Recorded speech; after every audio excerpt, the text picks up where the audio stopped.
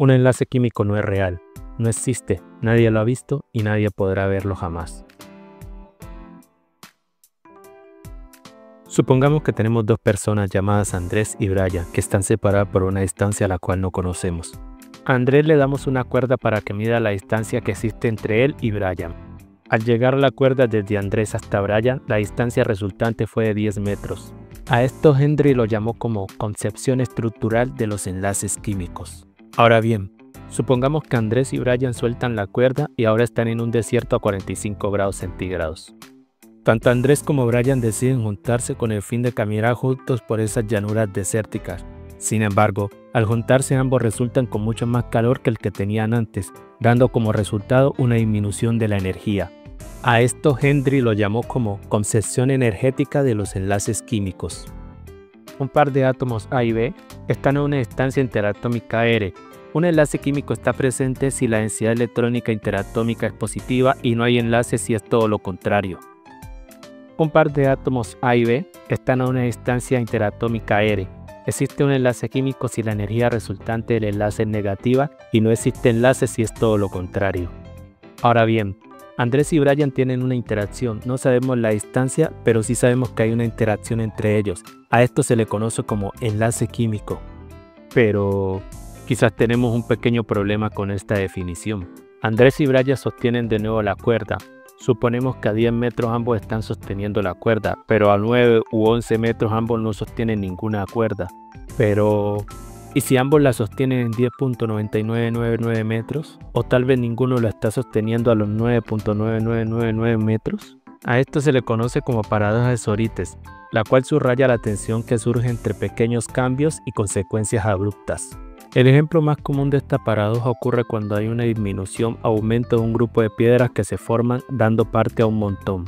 O sea, 1000 piedras forman un montón. Si 1000 piedras forman un montón, entonces 999 piedras forman un montón. Así que 999 piedras forman un montón. Si 999 piedras forman un montón, entonces 998 piedras forman un montón. Así que 998 piedras forman un montón. Y así podríamos llegar hasta 1. Por lo tanto, se diría que si dos piedras forman un montón, entonces una piedra también forma un montón.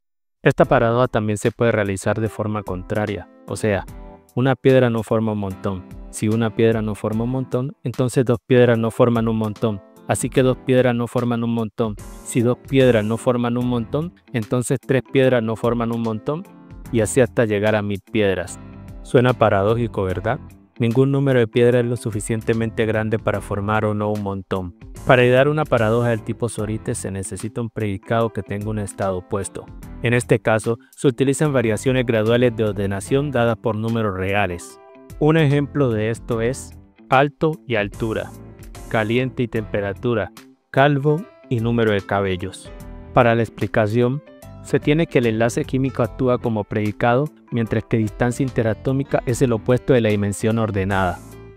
Volviendo al caso de Andrés y Brian, construimos una paradoja sorítica utilizando números infinitesimal.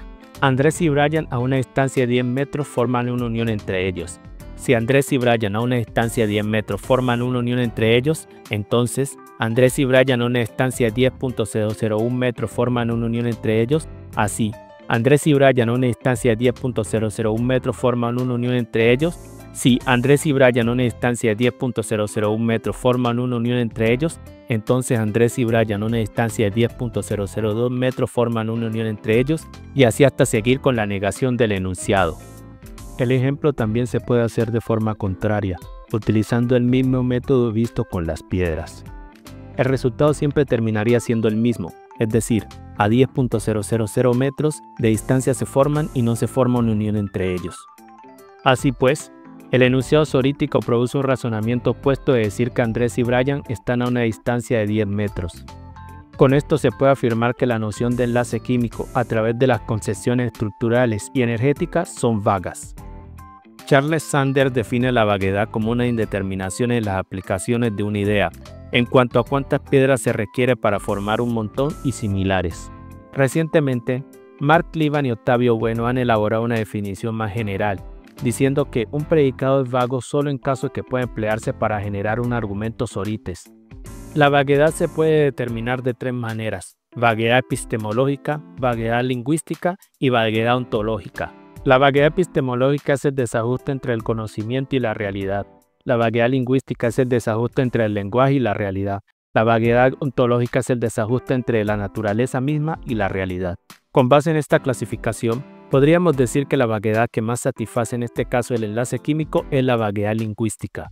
Para un número infinito de casos intermedios no es posible establecer que el predicado y su opuesto tengan relación. Desde esa perspectiva, tal vez sería bueno reconsiderar una definición de enlace químico más allá de la clasificación binaria en términos de existencia o ausencia. Para esto podríamos utilizar la lógica trivaluada. En la lógica trivaluada se tiene un enunciado verdadero, falso e intermedio. El enunciado verdadero sería: 10.000 metros forman una unión entre Andrés y Brian. El falso: 10.001 o 9.99 metros no forma una unión entre Andrés y Brian. El indeterminado: entre 9.999 y 10.001 metros forman una unión entre Andrés y Brian.